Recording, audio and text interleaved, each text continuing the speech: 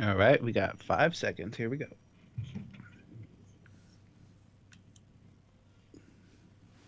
Good morning. I'm forecaster Jimmy O'Neill from the KMET Weather Center. For the Beaumont and the Banning area for the Thursday daytime, expect mostly sunny skies. Those highs expected in the mid 70s.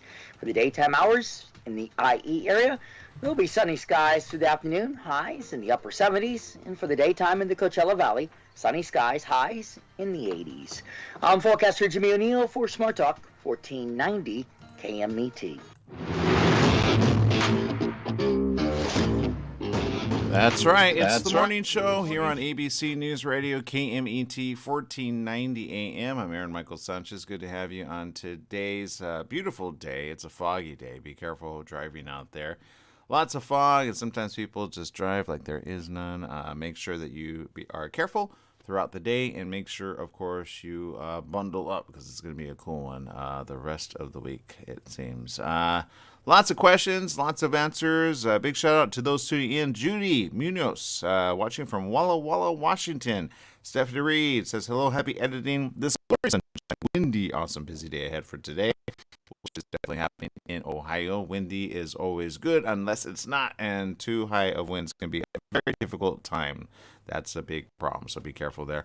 Viviana says, good morning, Viviana. We got Jesse Sanchez over there. Good morning, Jesse. Good morning. So I know I've been out of it for a few days. You know, it was that turkey dinner? It just basically put me in comatose zone. So that's where I was. But how have you been, Jesse? It's been like forever, right? It's been like a full week practically. Right when you called, I'm like, who are you? Yeah, it's been a while. But no, I'm good. Just enjoying just life in general. Turkey was good. Good, good. That's always nice to hear. Obviously, people are wondering what's going on in the world, and we got the news and the latest. And unfortunately, not all of it's all great, right? The is kind of kicking up its little bad face, and evidently it's here already in the California state, where I still don't know. I haven't gotten that information just yet. What's the latest that you know about, Jesse? About what? That Transformer sounding variant? Exactly. I think somebody called it an Omnitron. And I was Oh, like, no, it's not Omnitron, it's Omicron, right? But yeah, exactly. It's thank God, not a Transformer because I'm pretty sure we would have to wipe it out 100% with other Transformers, and we don't want that type of Transformer on and in the world, right? But the question is, what's going to happen with it? What do you think is going to happen? I remember us talking about Lambda way back in the day, but now this one is a whole different one. yeah, I've been reading about it, and I was like, how long is it gonna be before it gets there? And then boom, very next day.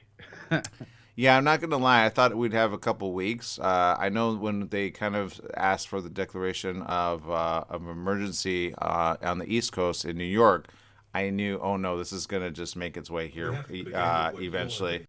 Sorry, I'm looking at some reports here. But look, the reality is we got to be careful. That's the number one thing. I've been saying this for quite some time. We're not over it.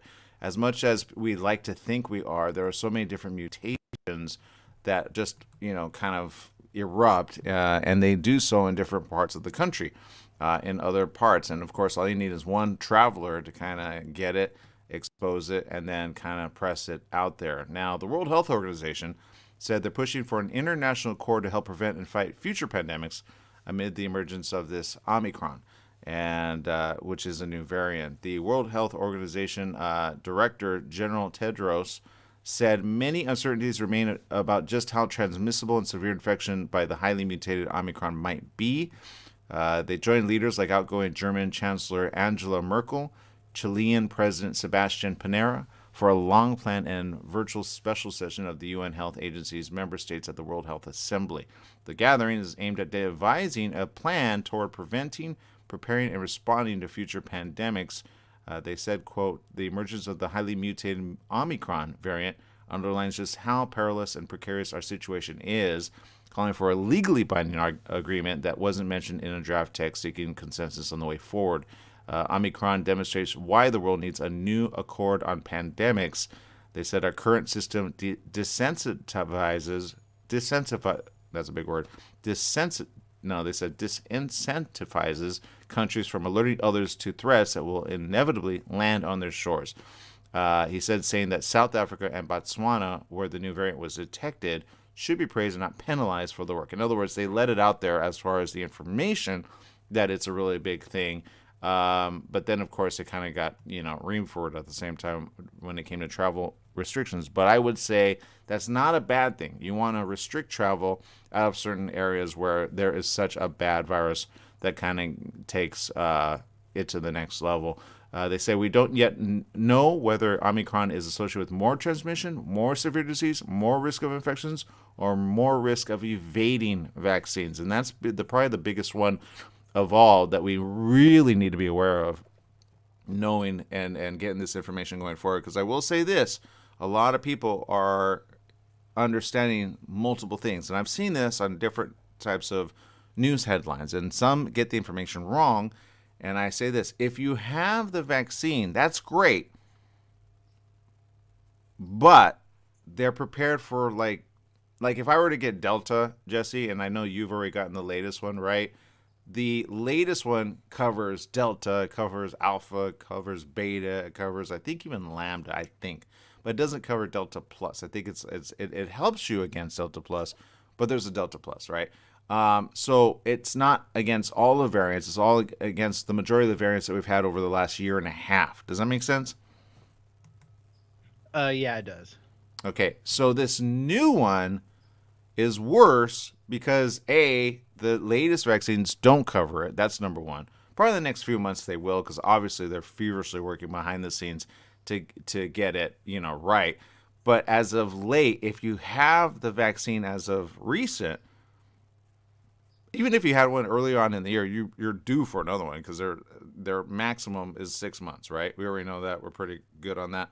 Again, it's a vaccine, so a vaccination only works so long, just like the flu virus, kind of propagates. You get the flu vaccine if you need it, but this vaccine, it only works for so long, so you always need an additional one, especially going into the winter months. That's what we talked about. But this one does a whole other thing when it comes to the virus. They said the world should now be wide awake to the threat of the coronavirus, but Omicron's very emergence is another reminder that although many of us might think we're done with COVID-19, it's not done with us. Now, having said that, I know there's some that are just done with this. They're like, oh my God, can we just stop talking about coronavirus? But I say this, we need to at least be aware of what's going on moving forward, because there are some countries, I had a discussion recently, that are just going to say, no, we're not going to do any type of lockdown. We don't care. We need our money back. And then some. And I go, well, okay, I get that as a country thinking that. But in certain areas, if there's a huge breakout of the bubonic plague, and all of a sudden that gets into everybody, you see your face right there, you're like, no, right? You would want a lockdown of that city, right? Now, is this that bad? I would say no. But if it got that bad, would you do the right thing, or would you just say, no, we all need to go back to work? What would you do, Jesse? Yeah, no, I think if we were to name it something horrible, like, come on, you said plague. No. I mean, if we were to call like the COVID something else, like, I don't know, something just horribly disgusting, I think it might work. Well, and it's funny that you say that, because the sounds so not, invasive, but I think we're going to see a lot of problems with this one, and that's the bad thing about it all. And there's questions on what this one does different and how it propagates and how it is certainly different than the other ones. But there's still information on that, and there's still what they call mysteries, right? They're still trying to figure it all out. They're trying to figure out how it's going to work, how it's going to be bad for everyone, and then, of course, what it attacks. Does it attack the mind? Does it attack the heart? Does it attack the body? Does it stop certain signals from going from the head or the brain, rather, to the rest of the body, stopping things in its track? And if you get it and you get okay from it, which I still venture to say a good majority are still going to get okay, but I feel if it gets out of hand, we're going to lose a lot of people. And that's the thing that none of us want to see ahead of things, especially when you think, oh, we've got the solution back to the vaccine. The solution is good for the other variants. It'll help us, but it doesn't help all. Now, this is my question of the day, and I've been talking about this because I've been against this from the start. When it comes to certain employers or other ones saying you have to get the vaccination, what happens when you get the Omicron and you still get sick of it, and worst case scenario, you don't get well from it? Then, were you okay demanding that people get vaccinations regardless? Because this variant is resistant against any vaccination, and that's what's scaring everybody right now. So, what do you guys think of social media? I want to see what you guys are saying. Let's see. Judy says they found it in San Francisco. Yes, it is in California. Oh, God. Thank you for sharing that. I didn't know that. Somebody said recently, let's go to San Francisco. I'm like, yeah, sure. Sounds like fun. Let's see. Viviana says the person flew in from South Africa and had mild symptoms. He was American, fully vaccinated. Yeah, that makes sense. But hopefully he'll be okay. Stephanie Reese says, like my grandmother from the Great Depression always told me that you better be safe than sorry. Smart grandma. She's still alive today, huh? Yeah. Patricia says this, if a person's immune system is weakened, they are more at risk. We minimize what it is as we are weary and need life to return to what we knew before this, but those at risk could die if we do not prevent spreading. We need to protect those at risk, not only be concerned about the impact on those who are healthy. Death continues. Yeah, and that's the sad part. And I think, if anything, that's going to be the really bad part for our healthcare system. As I've been saying, do not get rid of our healthcare workers. If they decide to do the opposite, allow that to be the case. We need more healthcare workers. Okay, we just do. And we don't need less. We need more people, in fact, being trained in this, being nurses. We appreciate you, nurses. I know we have a nurse, Maria, who often tunes in from Canada and sometimes helps out the States if she can. We need all the healthcare workers that are possible, but we do need them safe rather than sorry, and we need a solution for this. And this is the biggest one when it popped up. The way it transmits and the way it spreads, it's very quick and it's very fast. It's quicker than the other viruses. It's about, on average, you know how the other viruses take a while to propagate in the body, Jesse? Yeah, it takes around 2 weeks? Yeah, 7 to 14 days, right? And the symptoms don't usually show up until about 4 to 8 days, but you're already transmitting it to everybody around you because you don't know you have it, right? Even if you have the vaccination, you could still have it. You could fight it, but you can still pass it on, right? This one is as little as 8 days. So this one's quick, it's fast, and it's speedy. But everybody needs to understand that they need to get tested. When they get tested, make sure, please, that you find out which version of coronavirus you have. Not all are obviously the same. Now, this is interesting. Biden is going to make at-home rapid tests free in a new COVID plan. As cases are rising, the variant, he announced a plan for a winter coronavirus strategy that includes making at-home rapid tests free, extending the mask requirement on public transit, and requiring more stringent testing protocols for all international travelers. Yeah, you're going to need that for sure. The latest plan does not include more aggressive measures like requiring testing for domestic flights or mandating testing for passengers after their arrival in the U.S. To allow for free rapid tests, senior administration officials say that more than 150 million Americans with private insurance will be able to submit for reimbursement. I guarantee you that's a lot of paperwork. Nobody's going to want to do that. To their insurance companies through the same rule that allows tests on site to be covered by insurance. So basically, you got to pay for it and then you get reimbursed. Yeah, have fun trying to get that taken care of. You know how backlogged healthcare insurance companies are right now with claims, Jesse? More than before? I'm pretty sure they're flooded with them right now. Yeah, exactly. So that's exactly the problem. Let's see. This says to reach uninsured Americans and those on Medicare or Medicaid, the Biden administration will send 50 million at-home tests. That's not bad. To 20,000 federal sites across the country to be handed out for free. So that's actually good information. And then you'll have that at your disposal. The Department of Health and Human Services, Department of Labor, and Treasury Department will put out guidance by January 15th to determine exactly how many tests will be covered and at what frequency. Senior administration officials say that they are confident in the supply of rapid tests to meet the possible demand of Americans who will now be able to get them at no cost. I will say this, though. Don't waste them, okay? If you're going to use one, but don't do what I think is going to happen. A bunch of people are going to get a bunch of these, and all of a sudden they're going to be out. Senior administration officials said on a call that supply will quadruple this month from where it was at the end of summer. So they're doing a lot of ton to ramp up all tests, but specifically a big focus on ramping up these at-home tests. And then the extension of mask mandates, including airplanes, rails, and buses, will go through March 18th of 2022 per the plan, and tighter requirements for travel into the U.S. will go into place early next week. So I would normally say no to that, except the Omicron is a really bad one. And as people are getting more information, kind of like James Randolph was saying, what scientists are you getting your information from? Well, you would see the World Health Organization and other scientists that we're talking about is where we're getting our information from. But, I know some people are still like resistant when it comes to coronavirus, but I say why when it's obvious. I've lost already 3 people due to coronavirus, real coronavirus. And I know some people are still listening to other news, but when you see Fox reporting Omicron is here, you gotta know it's more real than not, right? If Omicron is talked about on Fox, which is where I actually saw the report first, I go, yeah, everybody knows. Whether you're Republican or Democratic, you're gonna know that somebody is sick in your own camp, especially if you know people. Especially on social media. I once posted it on Twitter, and I got so many replies. Maybe I need to start doing that again, because I feel like we're going into that same mentality of, no, the coronavirus is not real. I'm like, why are you going there? We've already been a year and a half in this. It's kind of obvious.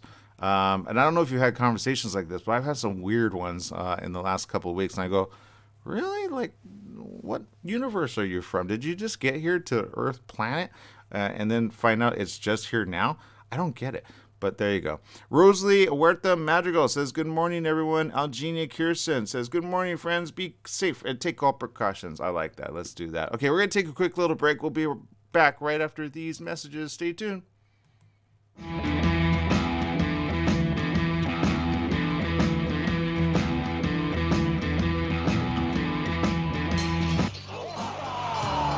The Fat Greek in Yucaipa, where you can get authentic, delicious, true Greek food. Authentic gyros, Greek salads, pitas, falafel, hamburgers, burritos, and oh yes, baklava. The Fat Greek has a large selection of wines, ice-cold domestic, and imported Greek beers. Come on down to the Fat Greek located on Yucaipa Boulevard in the city of Yucaipa. Open 10 a.m. to 9 p.m. 7 days a week. The Fat Greek has delivery, drive-through, sit-down, and a catering service. So bring in a family or give Nicholas and Christopher a call at 909-797-6018.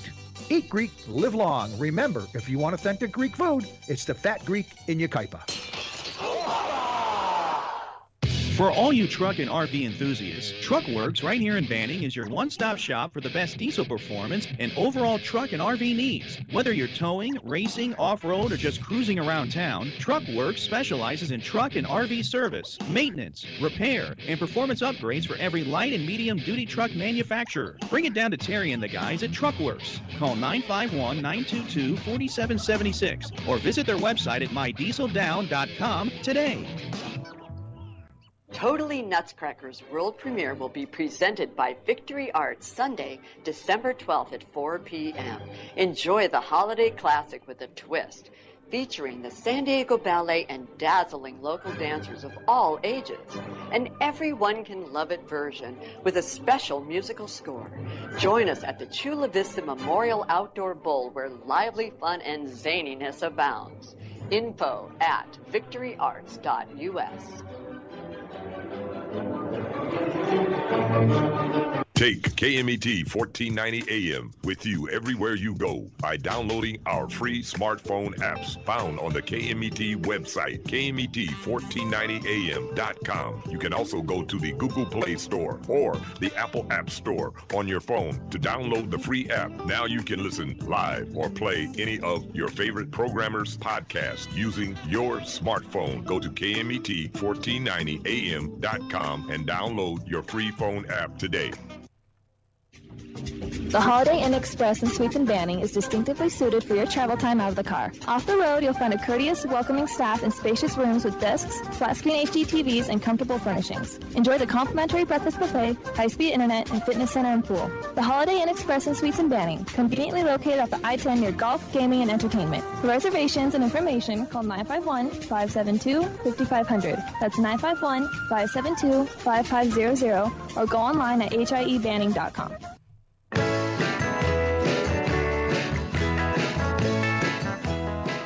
Welcome back. Yes, it is the morning show here on ABC News Radio, KMET 1490 AM. And we're looking at this variant, which, again, has been kind of recognized as a very big thing. Some are saying, is this an overreaction? Is it just another one? What's going on there? And the information is pretty interesting. They're still trying to figure it out. Jeremy Camel got his first look at B11529, the variant that is now known as the Omicron. It didn't take long to see differences in it. More than 30 mutations made the variant spike proteins, which cover the outside of the virus and are the main targets of vaccines and the body's immune responses, different from those of the virus that emerged in late 2019, which is interesting that they're saying in late 2019, because technically we found out about in 2020 of February, but it had technically been around since November 2019 in certain areas. And that's the latest information coming out on this article that I see by Denise Chow of actually another outlet. Camel, who's an associate professor of microbiology, said the number of changes blew people's minds.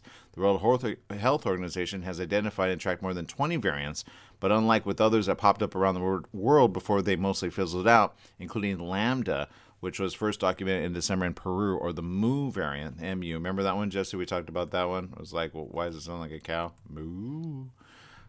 Makes no sense. Oh yeah, I'm just waiting for these other names to come in here. Yeah, it's really a pain in the butt. That was detected a month later in Colombia. There were early signs that the Omicron variant's cocktail mutations made it different and worthy of swift action, even overreaction, some are saying. While it's too soon to know what the mutations mean for the effectiveness of vaccines or how sick people could become from the variant, the emergence of the Omicron strains highlights the reality of the pandemic. It's still going on. Now, according to this, and I'm looking at some of the symptoms, they're still trying to figure that out too. But when this was first detected, the first doctor that actually detected this noticed that the patient with symptoms that they saw they were at first very benign. In other words, they weren't really big, severe. Dr. Angelique Cortez said their symptoms were so different and so mild from those I had treated before. Most of her patients were extremely tired, and one young child had an elevated heart rate. None lost their sense of taste or smell. Experts, of course, are not breathing with this as the virus is looking very bad. They said there's not enough info on whether it's more or less likely than previous variants like Delta to cause severe illness, but I would say it's actually worse than Delta, and we'll find that out around the corner. But so far, these are some of the symptoms to look out for, which very, very, very, very much resemble a cold. Period. End of story. According to this, fever or chills, cough, runny nose, headache or muscle aches, gastrointestinal issues, and loss of taste or smell. Maybe, right? People who have symptoms of COVID should absolutely get tested, according to the Centers for Disease Control and Prevention. That includes those who are fully vaccinated.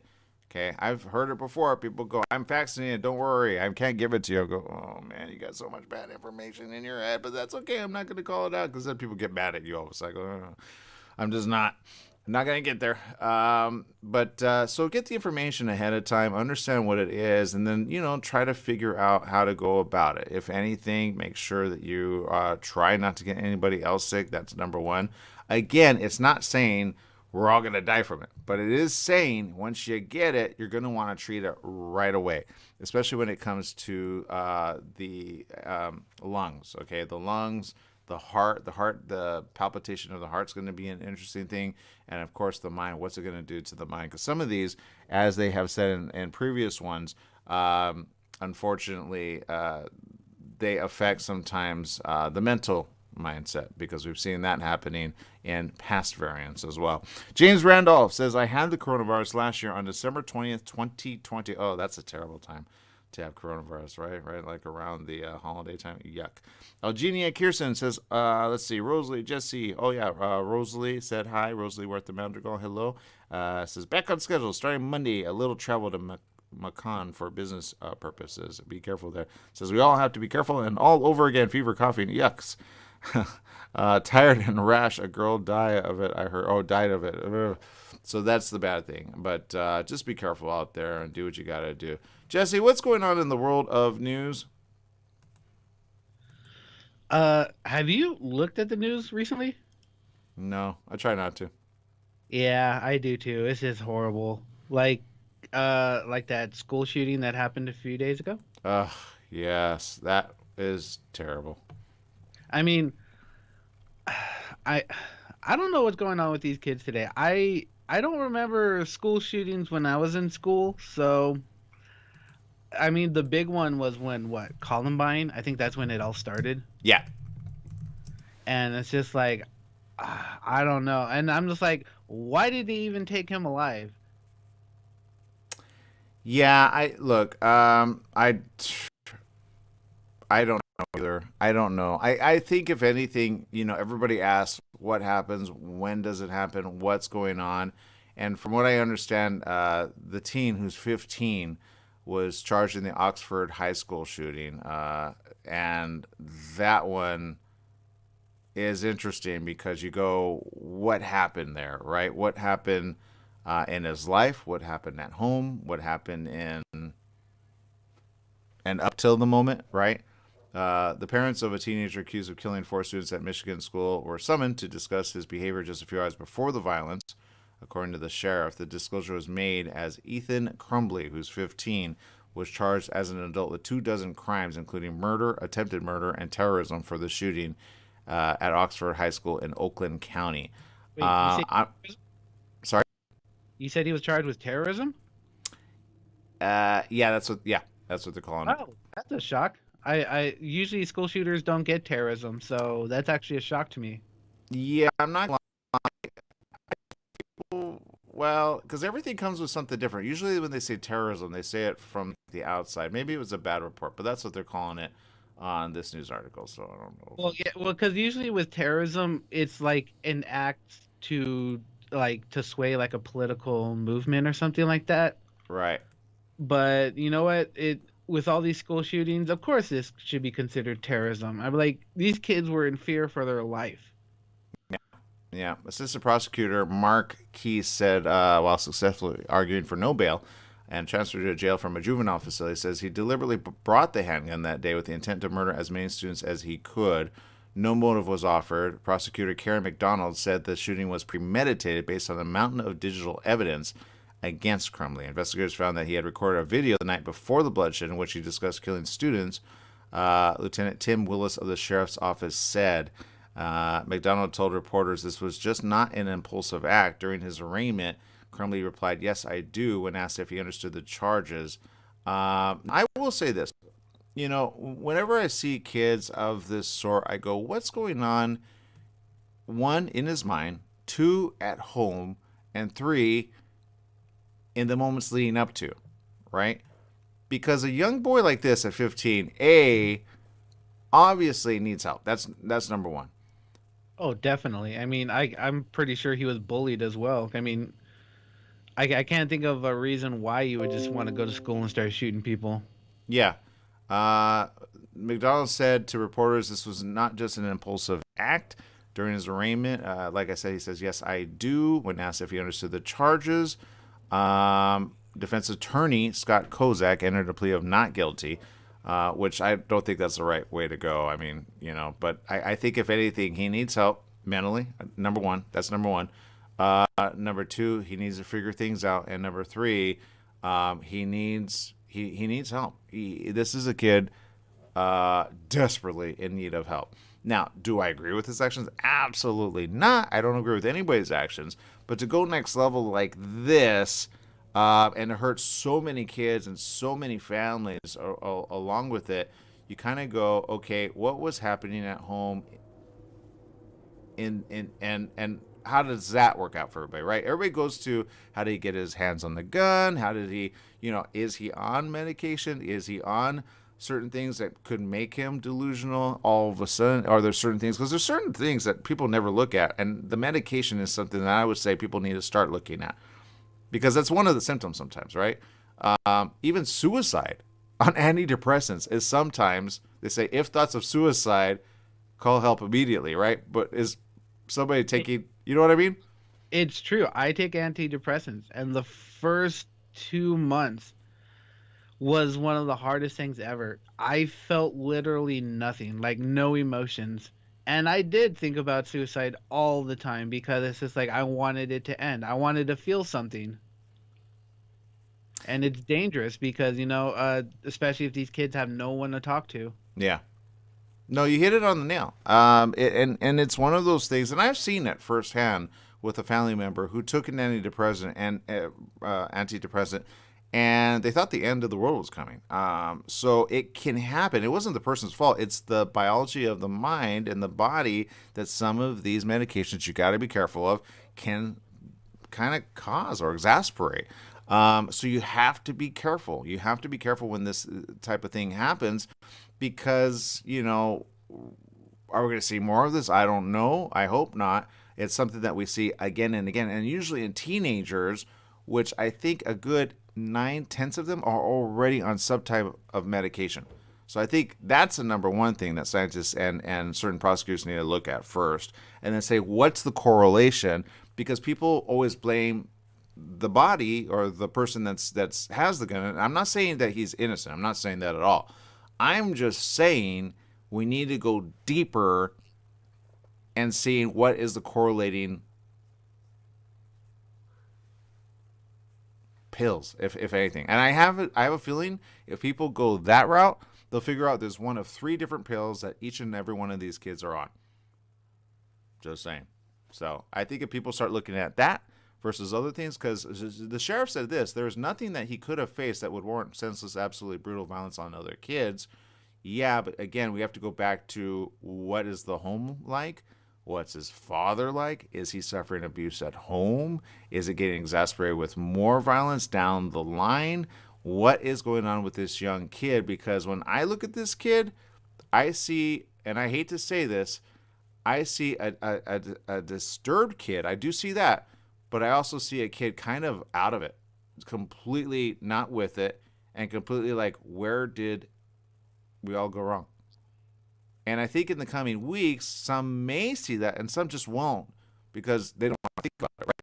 But we have to figure it out before these things happen, what's going on with our children at the end of the day. Because if that was your child, what would you hope would happen at the end of the day? You would hope he'd get the help he needed. And you would hope that there were answers around the corner. Now, I'm not going to say, again, he's right because he's completely wrong. I'm just saying we have to go deeper and further to figure out what's going on in this situation. All right, so that's my story. I'm sticking to it. And let us know what you think in social media. Again, the family members and those that lost their family, when you go, hey, we're just going to school, that is the tragedy. That is the problem of this world that we have to live in, that we can't even be safe. And trust me, I saw a video where the kids were scrambling inside the classroom. I don't know if you saw that, Jesse, just to get out of the window and get to safety, which I say that's a good thing, right? They were protecting themselves and working together.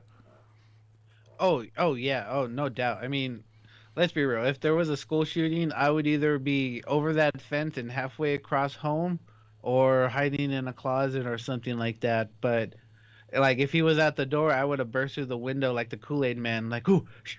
I'd be like, I don't run fast, but if motivation makes it, I will run fast. I will jump walls.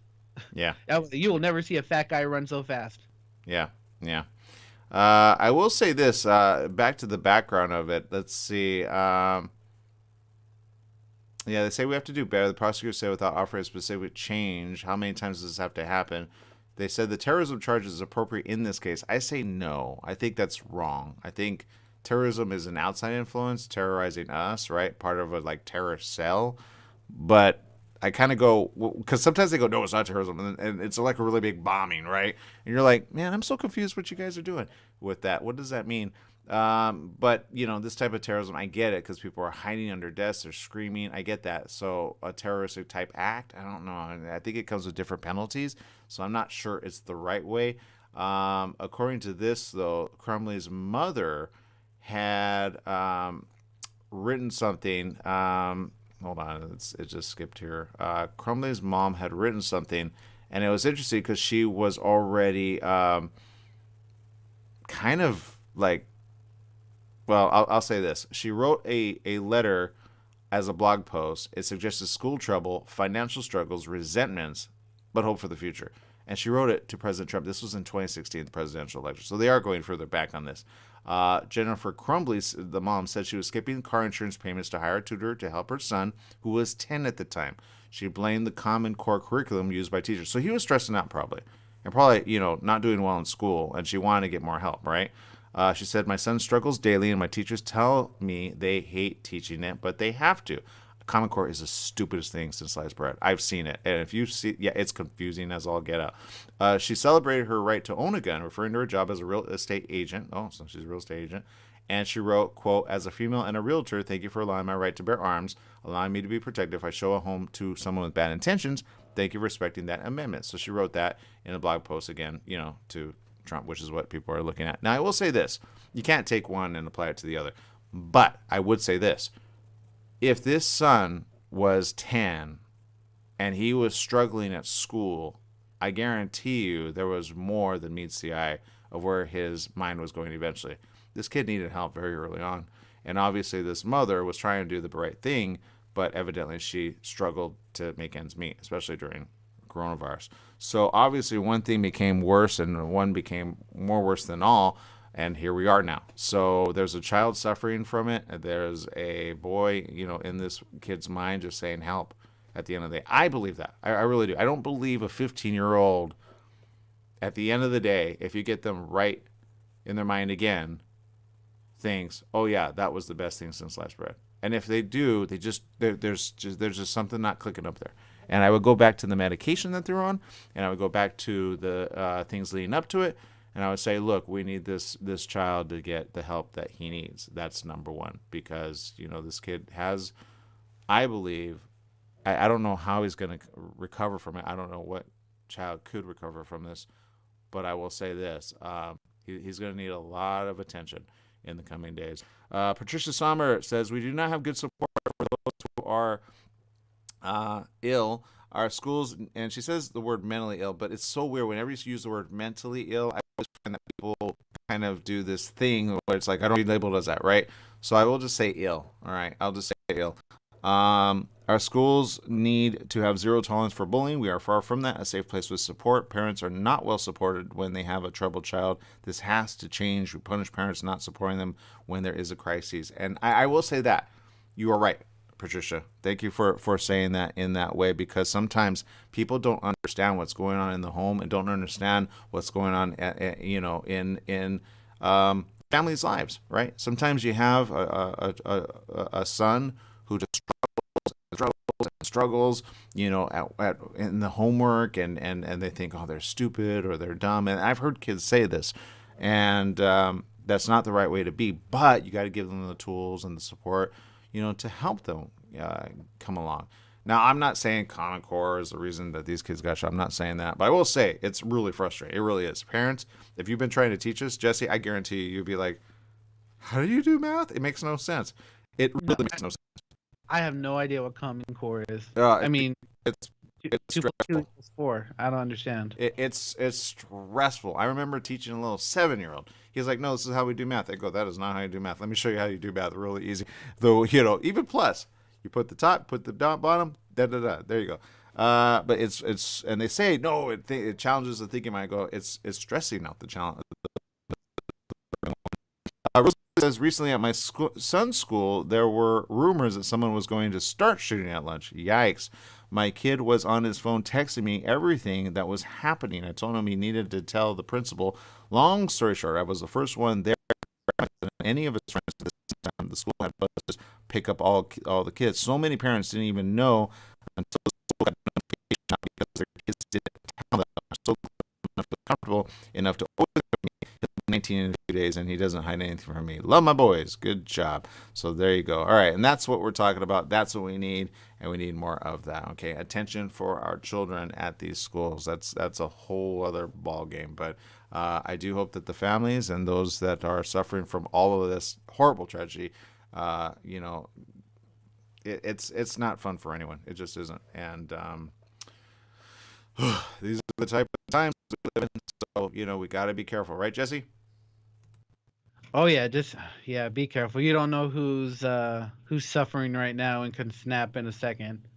Yeah. And looking at this Common Core math, I don't even know how to explain this. It would make me want to go crazy too. It makes no sense.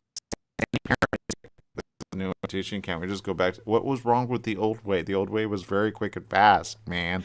All right, we're gonna take. I'm looking at the like side by sides, like just like 4 divided by 1/3, and it's complicated. It's complicated. Just go back to basic math. Who thought of this? All right, people, we're going to take a quick little break. We'll be back with more right after these messages. Stay tuned.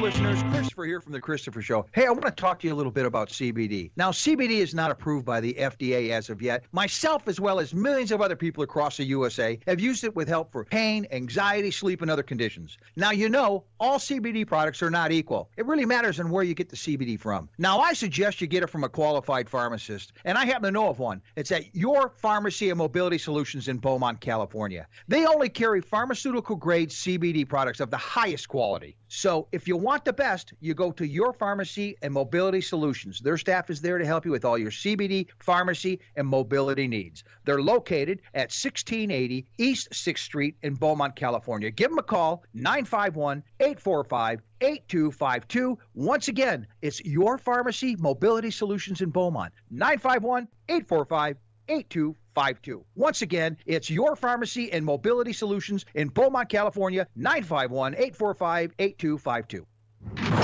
You've been charged with a crime, and now you're facing the loss of your freedom. Where do you turn to get out of jail or stay out of jail? The law offices of Wallen and Claridge. Call 877-4-NO-JAIL. With over 20 years experience and attorneys who work in your local courts, Wallen and Claridge can make the difference between jail and freedom. When you need help, make one call. Make it to Wallen and Claridge. 877-4-NO-JAIL. The call is free. Will you be?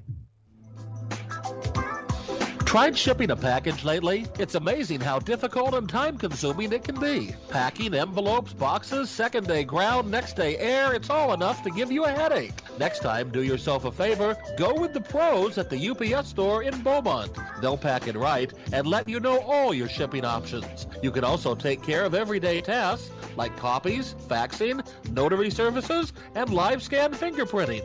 And while you're there, pay your Edison, gas company, and Verizon bills. Open extended hours Monday through Saturday. The UPS store in Beaumont, located in the Oak Valley Plaza at 1440 Beaumont Avenue. Call 951-769-5956. That's 951-769-5956. Online at the upsstorelocal.com/5027 or Google 5027.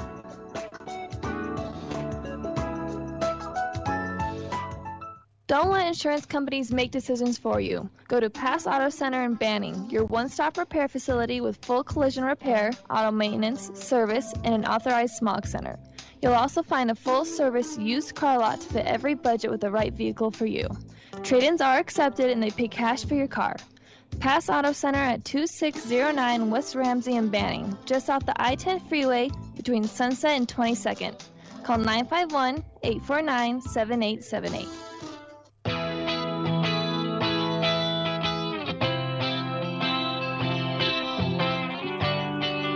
Welcome back. Yes, it is the morning show here on ABC News Radio, KMET 1490 AM. We appreciate each and every one of you for staying with us during the morning show. Let's see. Yes, James Randolph posts chills, fever, tiredness, ache, and sharp pains, no appetite, loss of weight, and inflammation around the pancreas These were some of my symptoms. Yikes! That's not fun and or good, but I'm glad you're well from it. And I guess my question really is, after you do get well, did you have any problems in the coming weeks and or the coming months? Because I know some people are sometimes, even though you get well, there's a lot of tiredness, there's a lot of achiness, there's still a lot of things that people experience sometimes 2 to 3 months later. So that's my question, and I hope you never get it again. But even though you got it once, doesn't mean you won't get it a second time. I know because my sister's gotten it twice. So hopefully she will stay good and great. And also thank you also to those of you who tune in, and I've gotten some of your messages in social media saying, in essence, that you were praying for my sister, and thank you. And she's much better now, and hopefully things will happen for good for her. She did have a stroke. Or a seizure, I want to say. Sometimes they're different. And so that happened while she was in the hospital. That was a whole other thing. So our family is dealing with that and hope that she's going to get the help that she needs all the time. So that's what we're dealing with. But so thank you for your prayers, and thank you for your well wishes in social media and obviously in messages I know I've received from a good majority of you. So thank you for that. Let's see. Algenia Kirsten says, more wellness classes for students are vital now in the school system. Yes, yes, and yes. I will say this, though. I don't know that they know how to go about it in the right way. Right, Jesse? I feel you agree with me on this, right? Honestly, I would have loved just some type of mental health class while I went to school. It was, I don't know, it was just very stressful. I didn't have anybody to talk to. Mm-hmm. It could be why I got kicked out of school. But I just I was suffering, and there were so many kids, and I just kind of fell through the cracks. So there are other people who are hurting, and there's no one they can talk to. So Yeah. I think we should have options like this at school.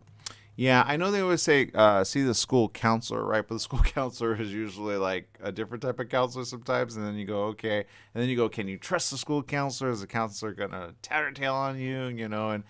I will say this: if anything, they kind of need to make themselves available more than not. I know they're probably understaffed and they can't do it all, but whenever a child starts to get into trouble, that's a number one red flag, right? That's a number one red flag. A child that gets into trouble should definitely see the counselor first. Whenever they got to go to the principal's office, the counselor should say, okay, I think the counselor should sit in on most principal office type things and just say, hey, can I help you, kid? Right after, right? Instead of always detention or suspension. I think there's precursors to that if the counselors work with the said principal, whenever they get sent, because whenever it gets elevated to principal's office, you're like, oh no, right? There's something going on at the home. There's something going on in the child's life, and it could be more pronounced than you know. I mean, there could be physical violence at the house, right? Sometimes children act up, but if they act up, even in the house, you go, okay, what's wrong? And if you're a good parent, you're going to be on top of it. And if you're a busy parent, it's very difficult to be on top of every little thing, especially as it gets worse and worse and worse. So you got to nip it in the bud. I always say that, nip it in the bud. It's not always easy, especially if you're a very busy parent. You're trying to put food on the table, you're trying to do your own stuff, or you get mad and now your child's mad. They lock them up in the room, and then you're back and forth, right? That's a difficult time to be with. So obviously we appreciate those in the school that take an attentive care. But I will say this, sometimes it's not easy because, sometimes you'll find that situations happen all of a sudden and people are all kind of, well, that's my child. Don't talk to my child. You're like, your child's exhibiting some form of problem.